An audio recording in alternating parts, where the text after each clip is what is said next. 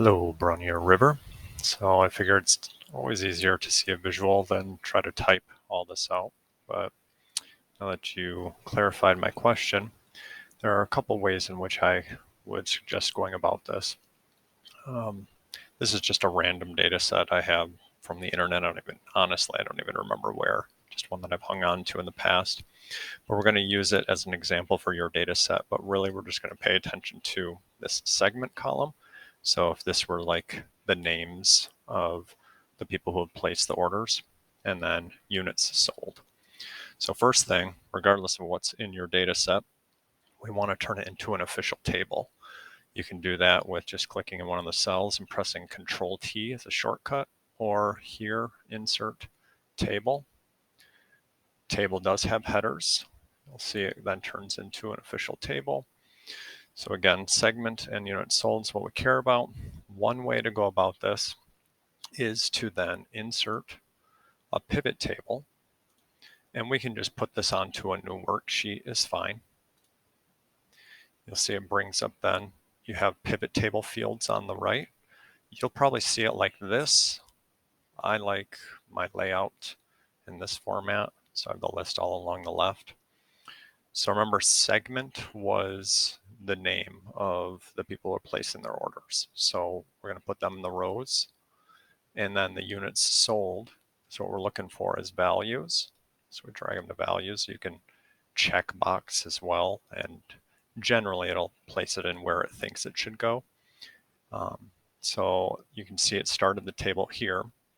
I also like in design report layout show in tabular form. You can see that it shows segments, or it'll be your customer ID would be here. And then this is the sum of the units sold.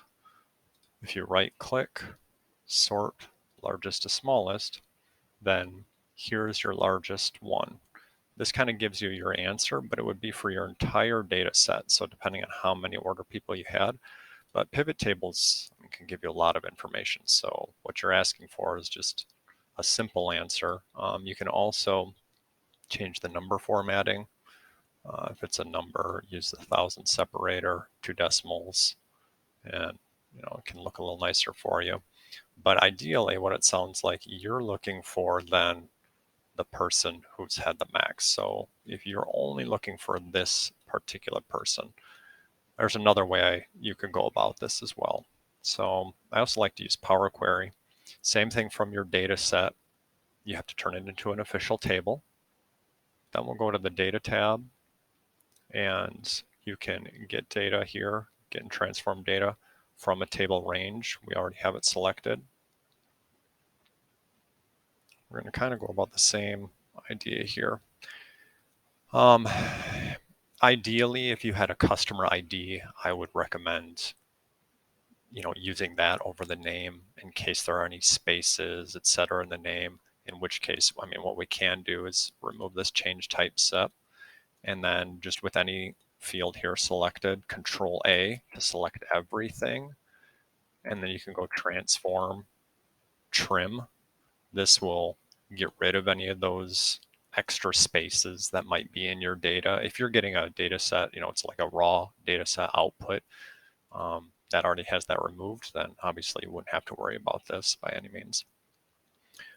Then you can also, with Control A, later we'll do this detect data type, and it will look, so you can see these are all text fields. Here it was a whole number, here has a decimal number. So let's just turn it into the correct data type. What we're really going to be doing though is we want to again group these order people, or if you had the customer ID number. So with this column selected, you can go to the Transform tab, Group By, and you can see we're grouping by segment or customer ID in your case. You don't really need advanced for what you're looking for. You can just keep it in the basic mode. And here I would say like total order quantity, whatever you want to call the column.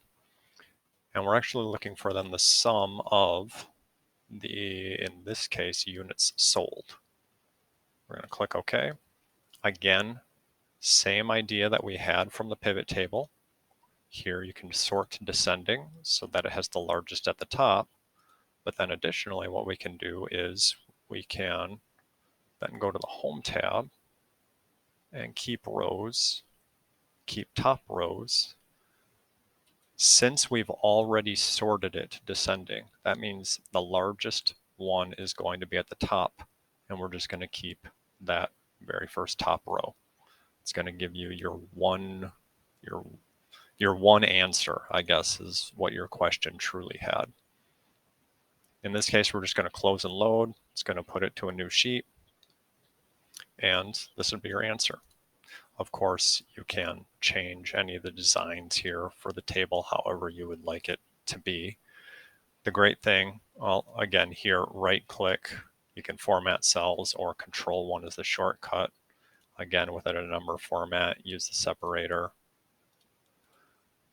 The great thing about having it either pivot table or in Power Query is in your data set here. So you can see we have some of these names. I'm just going to the end of the data set. Let's say we have someone new person. And for units sold, oh, where did I pass it? Yep. For units sold, I'm just going to put in some giant number here. Okay. Now, go back. You can either right click on your pivot table, refresh, the same with Power Query. The table here, you can right click refresh, or from the data tab, you can refresh all. And when you do that, now you can see new person had the most units sold, which obviously in this case would be true. And same in the pivot table, since I did refresh all, now that one's at top. Hope that answers your question. Yeah, if you have any further questions, feel free to reach out, send me a chat. But if this does resolve it, don't forget to mark it as solution verified in the chat.